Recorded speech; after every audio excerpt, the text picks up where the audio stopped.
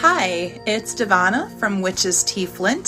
Thank you for joining me for another Spilling the Tea. So we talk a lot about tea, and we talk about the energy of the herbs, and we talk about the energies of these teas themselves. We talk about the magical properties and the medicinal properties. There's a whole lot of other things that go into tea that we haven't quite covered yet, and this is what we're going to talk about today. So what exactly is a tea? Well, we have a habit of calling anything that isn't carbonated coffee and alcohol or water a tea. Just because it's brown and you make it with herbs doesn't technically make something a tea. We often use the word tea to describe anything that uses alchemy, hot water and herbs, to create a healing beverage, but that does not make it a tea. Tea is technically the processed or unprocessed parts of the Camellia sinensis plant. Whether you use the roots, the leaves, the twigs, the flowers, it's still tea if it comes from Camellia sinensis. And tea, coincidentally, is the second most popular beverage in the world and is the most widely consumed drink in the world after water.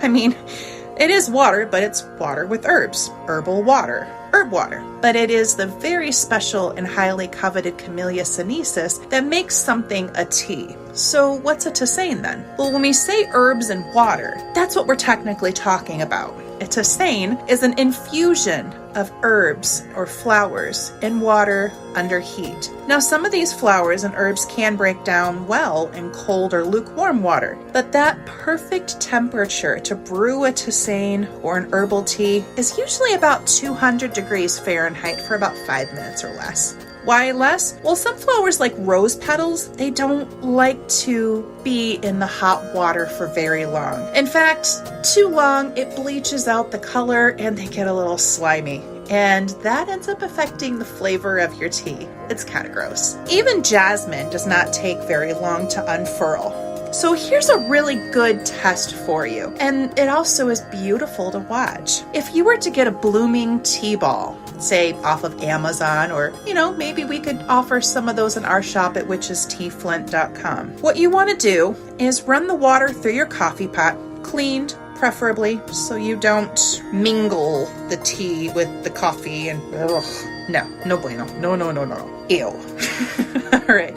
So you're going to take this hot water and you're going to pour it over the blooming tea ball. Get your cell phone out and set the stopwatch to start as soon as you pour the water over. And then just watch that unfurl. Watch and see what happens. Watch how it fully blossoms into this beautiful little thing in the water. The reason why I say to do this is while you're watching that process and you're timing it, that's giving you a really good idea of what's happening when you're brewing any kind of tisane or anything with herbs. It's giving you a memory recollection of, okay, this is what happened after a minute, after 2 minutes, after 3 minutes, because it does take a good 4.5-ish minutes for one of those blooming tea balls to fully unfurl. So once it's completely opened, you're going to want to stop that timer, and that will give you the perfect time. One of the most popular herbal teas out there is chamomile, but you can make a tisane from lemon balm, all the mints, lemongrass, roses, hibiscus, or even lavender. You can make it from the barks of trees like willow, cinnamon,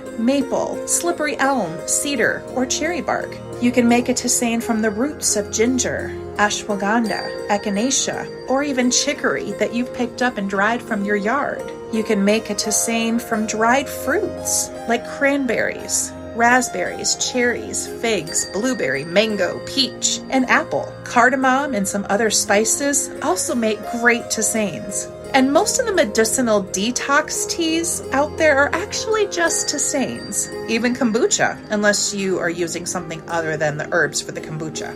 And when you put it all together, you get an infusion of sorts. For most, the alchemy of boiling water, or whatever temp you choose to pour over and steep your herbs in, is an infusion.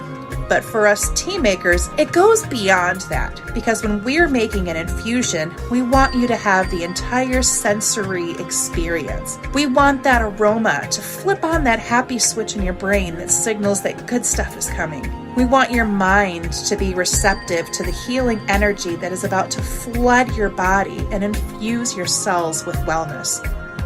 We want all your endorphins charged and sending the appropriate surge of serotonin or dopamine whenever necessary so that you aren't just drinking tea. You're experiencing a full sensory experience. You're going on a wellness adventure that helps you encounter where you need healing the most and sends that healing to all the right places. Tea and these herbs are so much more than just a simple infusion. When you drink tea or a tisane, you're journeying to the places where these things grow and picking up all the nutrients combined in every concoction. Sometimes you might find us tea snobs getting crazy with teas and making all sorts of wonderful little drinks, like my favorite, the London Fog. Take an Earl Grey, add some steamed milk, then maybe a little bit of lavender or vanilla syrup. Help, add both. It's amazing. And then sip. It's pure bliss. A chai latte is very similar. You're going to brew it just like tea. Add steamed milk, maybe a little cinnamon dolce syrup. It is phenomenal. My personal absolute favorite is matcha green tea latte. And that is amazing. But if you're caffeine sensitive, you might want to avoid the matcha, just because matcha is pretty potent. And you know how we've talked about tea temperatures and how not to overheat some of these herbs and cook them too much. The rooty teas and the tisanes that need a little more oomph, like cinnamon and ashwagandha, ginger, even tulsi. You can boil those herbs in water and let them simmer to add a much stronger tea. Some of us come close when we make tea, then we forget about it, we have to reheat it, and then we forget about it again, let it cool all the way down, we have to reheat it again.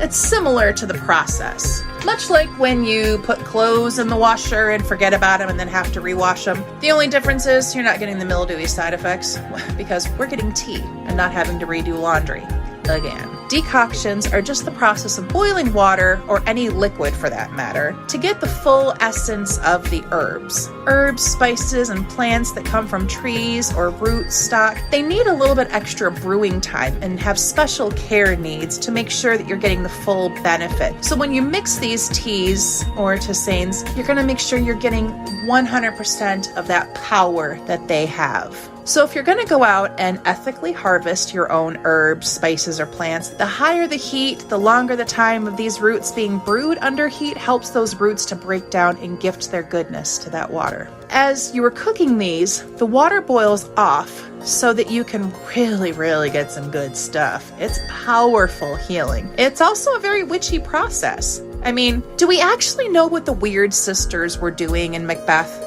We don't exactly know for certain what they were making. Maybe it was cold and flu season, or during a plague and they needed something with a little extra oomph to it. One of the best parts of making a decoction is this is the first step in creating an herbal syrup. So we want to make friends with decoctions and use the right herbs and roots to make the best decoctions. The fun definitely comes when we can turn it into a syrup. So after we've made a decoction, we're gonna strain the herbs and we're gonna put it into a jar and let it cool down, only to be boiled a little bit later, add a little bit of sugar, wait till the sugar completely dissolves, and boom, syrup time. And that syrup can be used as medicine. You can use it to pour over pancakes and waffles. You can use it for just about anything, anytime you need a little dose of special healing, because it's double the strength of tea. All that healing power, all it takes is a spoonful. It's what makes elderberry pretty easy to work with, because all you need, like I said, is just one little spoonful, and you've got a powerful healing tonic.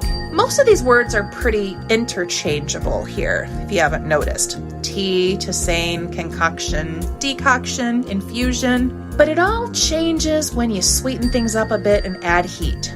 So what happens if we remove the sugar, remove the water, and instead we add an alcohol or vinegar to our herbs? That is a tincture, and that process pulls all of the best healing process out of the herbs and barks and concentrates them into a very potent liquid. Tinctures have been around for hundreds of years, and 80% of the world population uses them for their healthcare needs. But they should only be used when you are fully aware of the properties of these herbs. It's really important that you do your homework and you do all the research you can, because there are some herbs that aren't really great to make tincture of. Let's talk about milk thistle. Milk thistle is one that if you have blood pressure issues, it can drop your blood pressure dramatically. If you have issues with your blood sugar, it can also cause some pretty messy issues that you really can't come back from. And while we're talking about dangers, the other thing we want to point out is make sure you're not using aluminum to cook any of your herbs. Aluminum can cause a very dangerous reaction, and you never quite know all of the herbs that have the potential to react poorly, so it's just better rule of thumb to not use aluminum. And that's not just cooking them in, but don't put aluminum foil over top of your pot while you're boiling. Just be safe. We want to make sure that everyone fully enjoys this experience and is safe in the process. So what does all this have to do with tea and being a witch?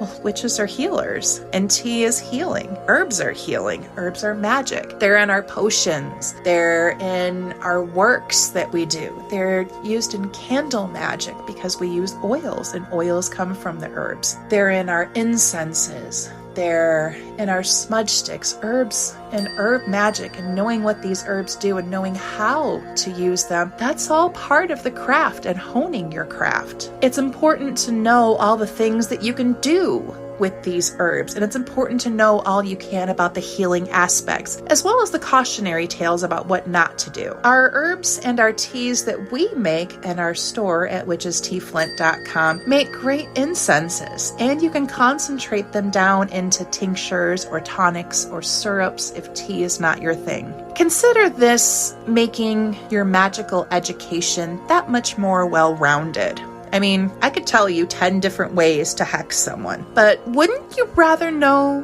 how to fix your own stuff so that you can thrive instead of messing with someone else? I'm hoping the answer is yes, because my goal here is to empower you so that you can be better and you can do so much better, and that you aren't worried about the fools out there who can't get their own shit straight. They will be taken care of, trust me. It's that whole vibrate higher thing. They can either match your vibration or fall off as you rise. The choice is yours. And I hope that you choose wisely, because I truly want you to thrive and heal and be able to help others do the same. Thank you again for joining me. I know this one might be a little bit shorter than most, but it was a nice transition into the fun teas that we have coming up. We've got the breakfast bunch, there's Hecate and the smoky teas that are coming. And oh, they are amazing. I'm so excited to tell you all about these smoky teas. I hope you have a great one. Be sure to like and follow Witches Tea Flint on Facebook,